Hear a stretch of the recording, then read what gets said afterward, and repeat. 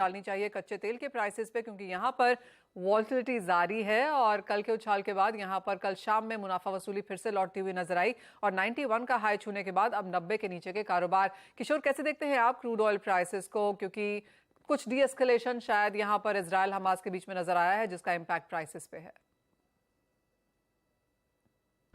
Manisha, I think see supply market में भरपूर है और सप्लाई रिलेटेड कोई इश्यूज नहीं है। सो जो भी नीजर रिएक्शन हम देखे थे पहले वो भी निकलते जा रहे हैं।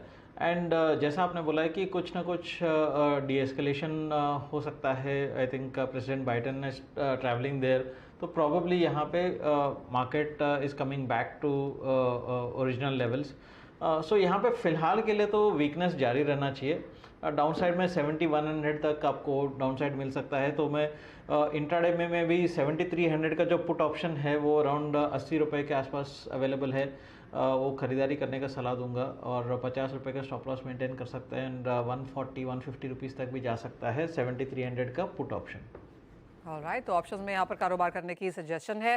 साथ ही किशोर, अगर नेचुरल गैस के प्राइसेस देखें तो यहाँ पर काफी उठापटक है। आई नो बाइंग रिकमेंडेशंस यहाँ पर काफी हद तक जारी रही हैं, लेकिन अपने हाई से काफी हद तक टूट चुका है और एमसीएक्स पे आप देख सकते हैं प्राइसेस 260 के आसपास। आई थिंक यहाँ पे भी इसमें वीकनेस जारी रहना चाहिए। प्रॉबेबली करंट लेवल से ज़्यादा थोड़ा सा अगर 4-5 रुपये ऊपर आता है 265 के आसपास इसमें बिकॉली कर सकते हैं। 270 का स्टॉप लॉस मेंटेन करना चाहिए। बट अगेन यहाँ पे भी ऑप्शंस अवेलेबल है। सो एमसीएक्स का 260 का जो पुट ऑप्शन है अराउंड 7 रुपये के आसपास अवेलेबल है। सो उसमें 4 रुपये का स्टॉप लॉस मेंटेन कर सकते हैं। अपसाइड में 12 से 13 रुपये तक अपसाइड जा सकता है 260 का स्ट्राइक प्राइस का कॉल पुट ऑप्शन। ऑलराइट, यहाँ पर भी ऑप्शंस पे कारोबार करने की राय। आपको बता दें कि ऑप्शंस में अच्छे खासे वॉल्यूम्स हैं यहाँ पर एमसीएक्स पे और उसका फायदा यहाँ पर डेफिनेटली उठाया जा सकता है। बात अब सोने चांदी की कर लेते हैं, क्योंकि यहाँ पर मुनाफा वसूली जारी है, स्पेशली सोने के लेवल्स पे।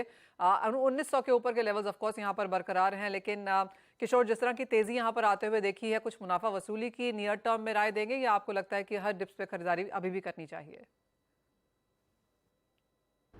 आई थिंक सी शॉर्ट टर्म में जो डॉलर का जो थोड़ा बहुत स्ट्रेंथ है वो आपको जो नियर टर्म में थोड़ा सा प्रेशर दिखा रहा है। बट आई थिंक ओवरऑल में मुझे लगता है कि डॉलर इंडेक्स का भी टॉप आउट हो चुका है एंड कहीं ना कहीं इकोनॉमी का कूल डाउन का भी आशंका है। तो मेरे हिसाब से यहाँ पे तेज़ी बरकरार रहना चाहिए दोनों गोल्ड एंड सिल्वर में। गोल्ड में अगर लेवल्स के अगर बात करें तो 58,900 का लेवल्स बेहतर लगता है मुझे खरीदारी करने के लिए। अपसाइड में आप टारगेट्स रख सकते हैं 59,300 के आसपास। जहाँ तक सिल्वर की बात है अराउंड 71,000 71,200 तक भी अपसाइड है। तो anything close to 70,400 70,500 is a good buy for silver. Upside में आपको 71,200 के आसपास का टारगेट्स के लिए। राइट, तो बाइंग रिकमेंडेशन यहाँ पर सोने और चांदी पे आती हुई मेटल्स पे एक नजर डाल लेते हैं, जहां पर आज का दिन मुनाफा वसूली के साथ शुरू हुआ है। और अगर वीक ऑन वीक के प्राइसेस देखें चार्ट्स पे तो ज्यादातर metals, of course barring ferrous metals यानी कि आयरन ओर और स्टील, वीक ऑन वीक यहाँ पर पॉजिटिव हैं। पर बाकी सभी मेटल्स, चाहे वो कॉपर है, निकल है, एल्यूमिनियम है, जिंक है, आप देख सकते हैं नेगेटिव कारोबार है। और कॉपर में 700 के स्तर फिर से नीचे में टूटते हुए नजर आए हैं। स्पेशली कॉपर में अब यहाँ पर क्या करने की राय है किशोर?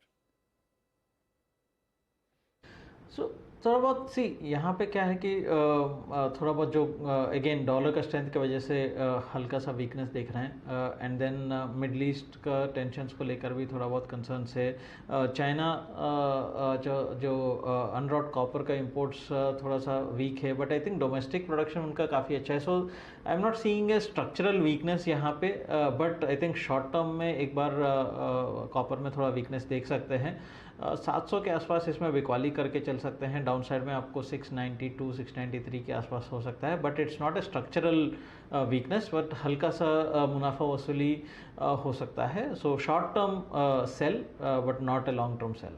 Right, point taken. अभी एज ऑफ नाउ तो लेकिन बिकवाली करने की राय है। अमित, आपकी क्या राय है? ओवरऑल मेटल्स में आपको भी लगता है कुछ और गिरावट देखने को मिलेगी? हाँ बिल्कुल मनीषा जी, मेरे को लगता है कॉपर में थोड़ा सा प्रेशर अभी आगे जारी रह सकता है। 700 रुपये का लेवल जो काफी इंपॉर्टेंट था, उसने अभी ये वापस फिर से तोड़ा है, तो 700 रुपए के आसपास ही मैं बिकवाली की सलाह दूंगा। 705 रुपए का स्टॉप लॉस लगाकर मेरे को लगता है प्राइस वापस 690 के आसपास तक टेस्ट कर सकते हैं। वहीं पे जिंक की अगर मैं बात करूं तो जिंक का भी एक रेंज 220 से लेकर 216 की मेरे को नजर आ रही है। 219 रुपए 19 रुपए 50 पैसे के आसपास अगर प्राइसेस मिलते हैं तो 221 रुपए के स्टॉप लॉस के साथ इसमें भी एक सेलिंग का ट्रेड बनाया जा सकता है, नीचे में 216 के टारगेट के लिए। ऑलराइट, यानी कि गिरावट यहाँ पर मेटल्स में और देखने को मिल सकती है और करंट लेवल से बिकवाली की ही यहाँ पर राय भी है।